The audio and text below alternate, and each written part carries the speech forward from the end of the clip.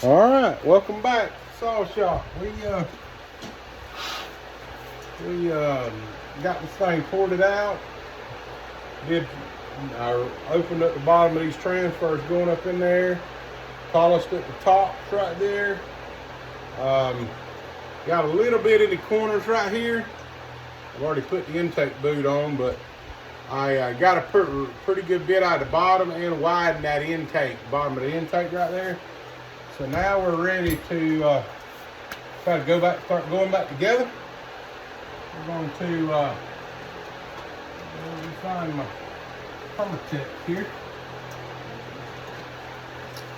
I usually just use Moto Seal, but if it ever is a bad one, it's maybe having a little problem with an air leak after put it back together, don't want to seal, especially if you don't have a base gasket in there, then I use this right stuff right here. It'll seal when nothing else will. But once you put that on there, it's not too easy for the next guy to work on. So I usually don't use that unless I have to. I usually just use this Permatex right here, and I just put a nice little coat on there. It usually seals pretty good.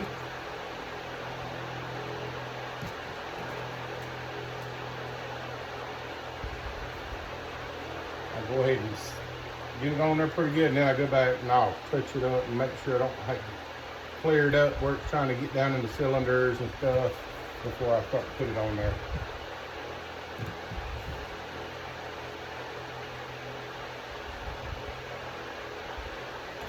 A little bit more there.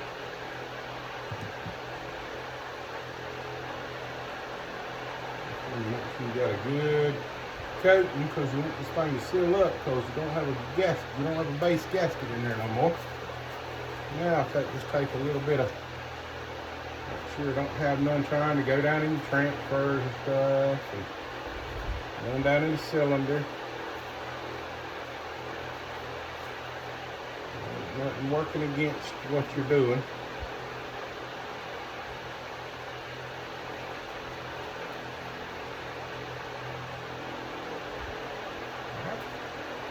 Clean that.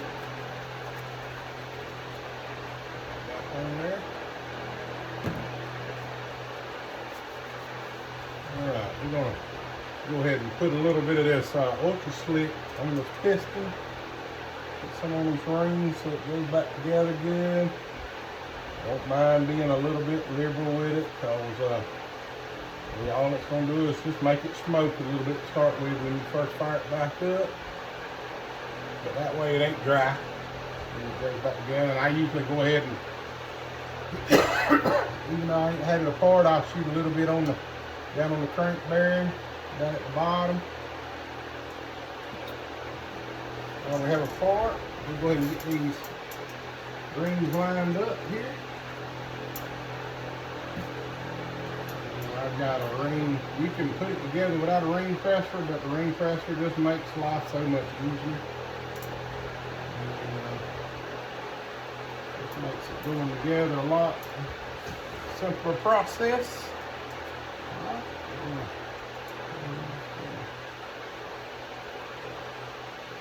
Going down in here. We're together. I'll get this back out. Now,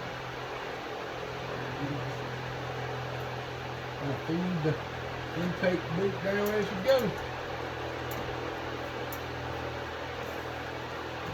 And so you can do that, it just pops right in there by itself. You don't even have to pull it through. Now, I'm going to put a little blue Loctite on these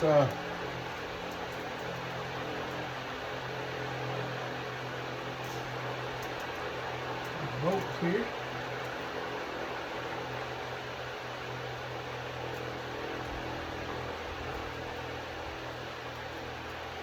Bottom one right here to roll, it can be a little tricky. This bottom one on this exhaust side on this side. Now you can take it like this. You go in, you got to feed the top in first, and then it'll come down. That fin is like the bottom fin is slotted right there. So you can fight with it, but if you'll feed it up, the head up first, then it'll drop right, it'll go right down for you. Easy one from the side. Yeah. And this back on this other side can get a little tricky, so I usually take a pair of needle noses and just put in the head. And I'll just feed it right down in here.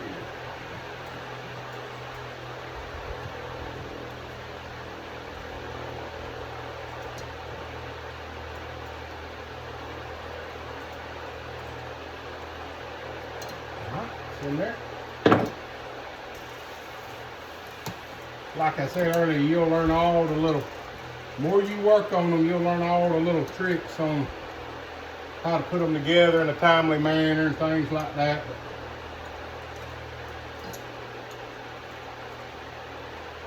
And then once you get this, once you get the cylinder back on here and that intake boot's back to the hole, it's just pretty much just,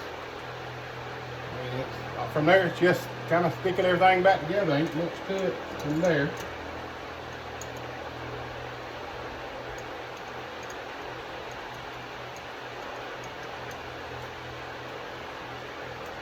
Now I got them all kind of snug. We're going to go through and tighten on all of them.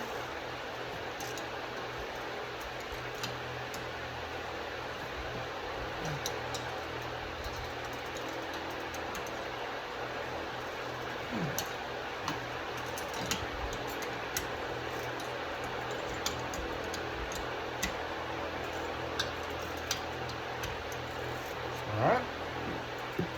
Now let's get the thread locker back up here. All right, now let's get the flywheel back on it.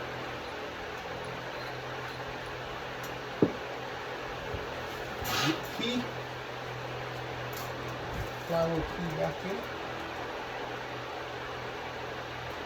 in. And to start with, I normally don't advance the ignition right to start with until I see how it runs, because that's something you can always do after. It's very easy to do, but you can't advance ignition too far. So I always like to see how it likes the work that I've done first, and before I go to making those changes. And then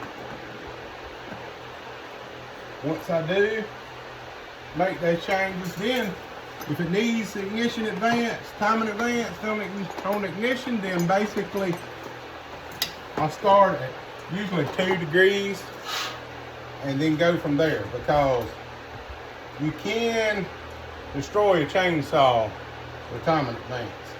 You make it just tear itself all apart. If you get that thing firing too early, it's working against itself at the top. So you don't want to do that. Alright.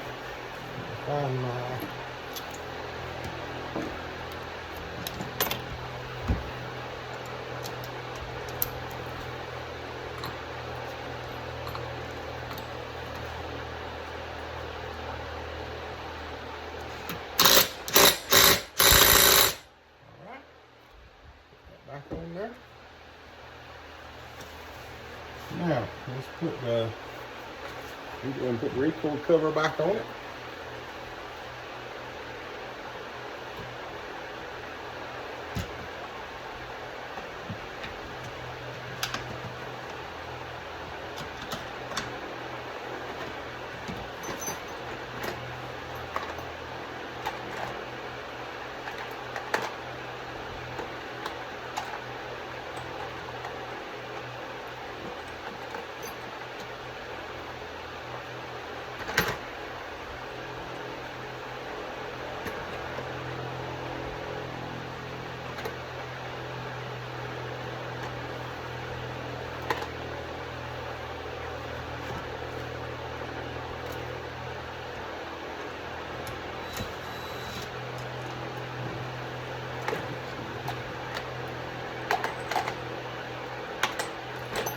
Or to put the wrong ones in there.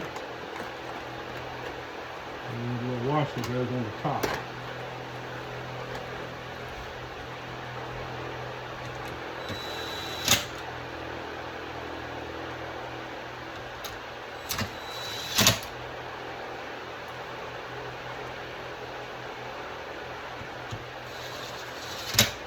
Usually just let that kind of tap, and then I come back with my handheld one and tighten it down, because you don't want to strip these out.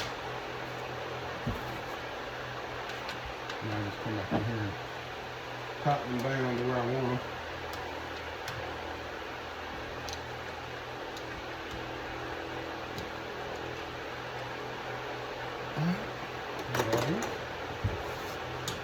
Now, we'll go ahead and put this, but I haven't messed with that muffler yet, so I'm going to hold off on that. I'm going to go ahead and concentrate on put the carburetor back on.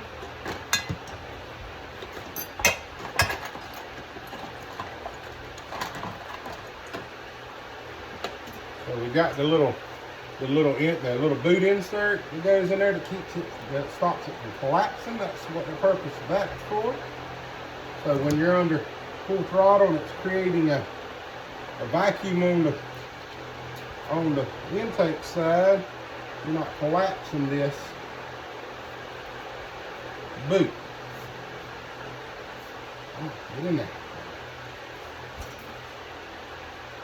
Okay, there's more on there. Now, we'll put in on the ring that holds the boot in place. It creates a good tight fit. And the carburetor will go on there.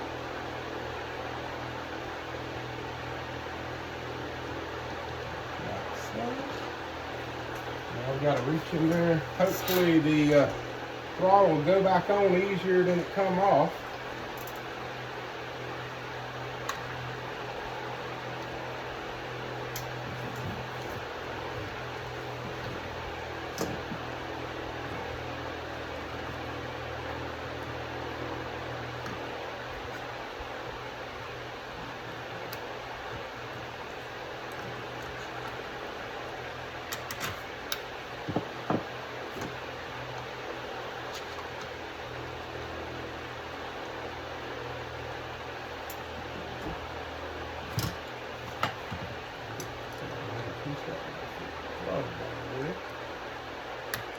Alright, that was easier than it come off of there.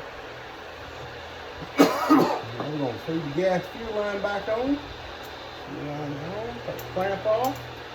Make sure it comes back, and it did. It's on there. I'll go ahead and stick the boot in the side. Those are the adjustment screws.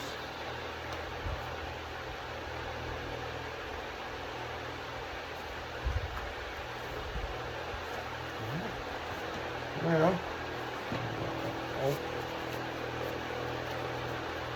make sure I don't have any fines inside of here. You can sure tell I was cutting some cherry wood the last time I run it, because it's nothing but it's just powder basically when you're running that.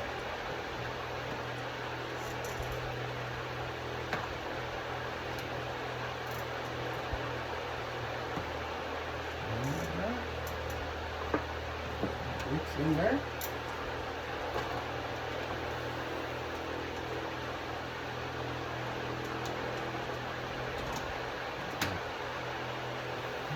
Now, we have two nuts that hold it in place.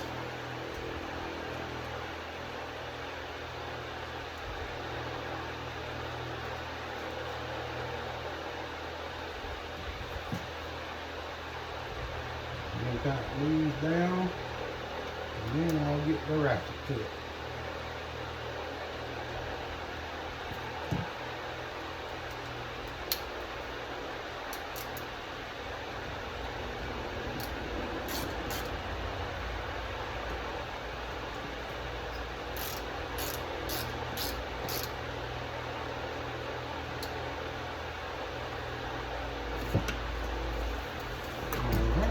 Now, what we're going to do, that's working, all that's working like it's supposed to. We'll go ahead and stick on the back of the muffler. I know I had originally said I was going to open this up some more. I don't think I am. I want I don't want it to have zero back pressure. So it'll operate better with just a tiny bit of back pressure, and being I'm going to be opening it up, that'll probably give me all the back pressure I want.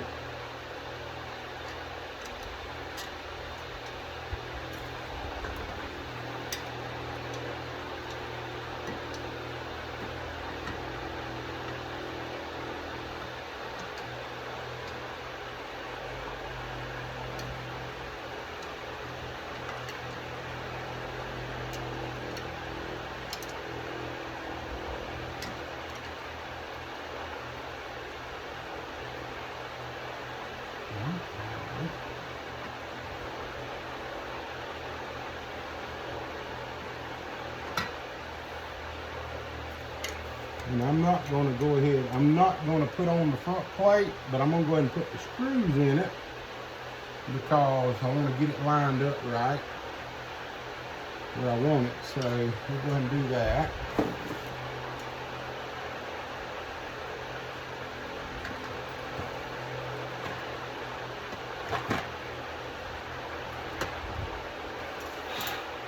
Get the bottom down here.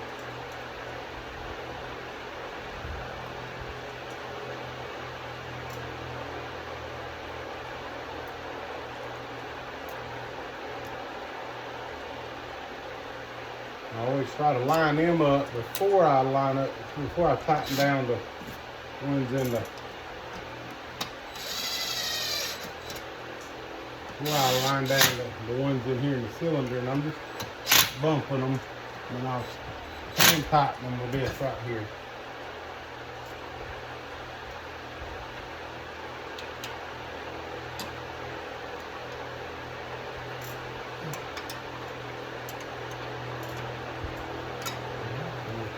Top ones in.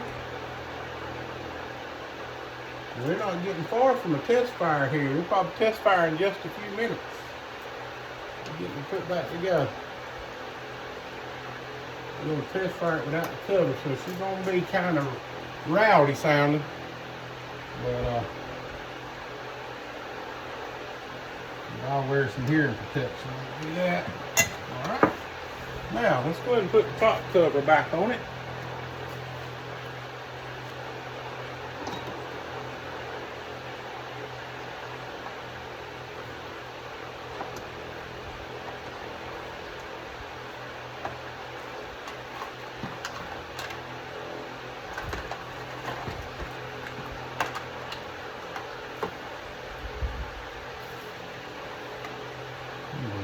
I'm going to stick this on the top too right now to make it easier. Flat with it.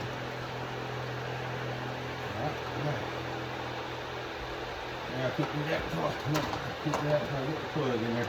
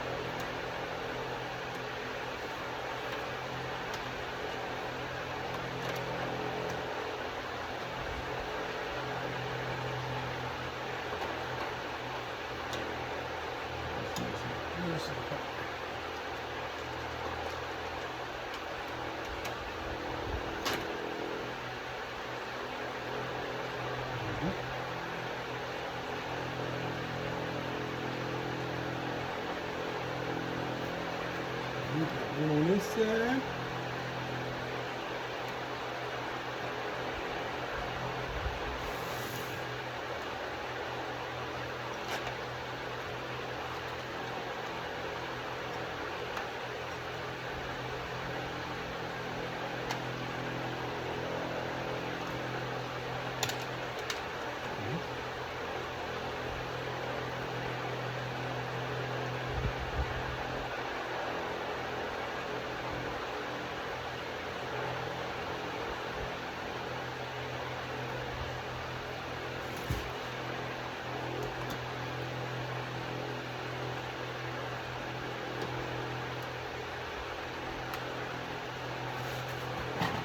and plug back in.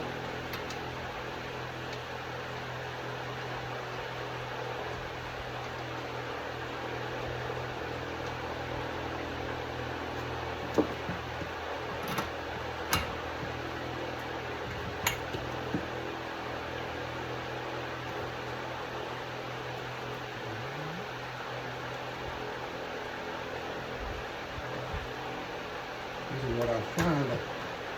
This is can be a little aggravating when you have to put it in after the fact. I mean, it's doable. It's just aggravating.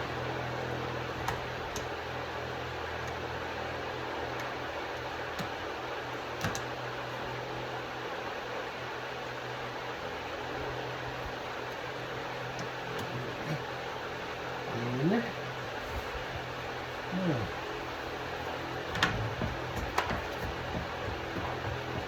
Turn it back on.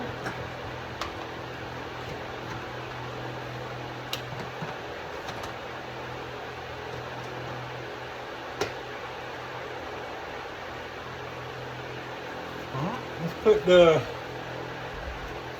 handle back. Clean that. Put the handle back on it. We'll be ready for a test fire.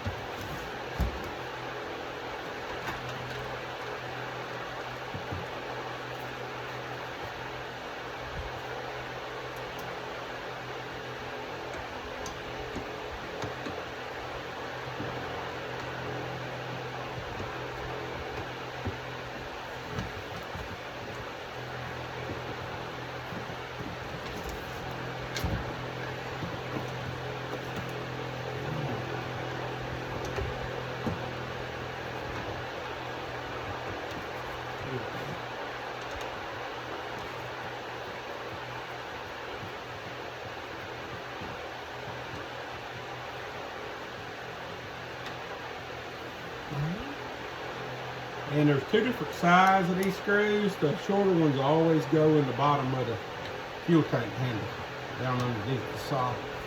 The longer ones go in the side right over here.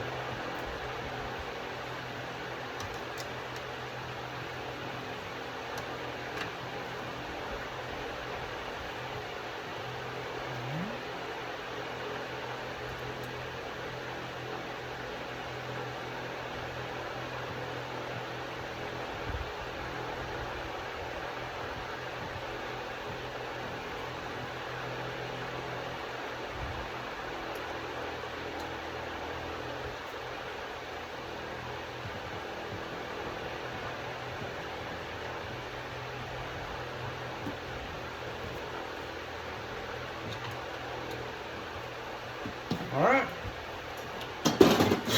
Well, let me get my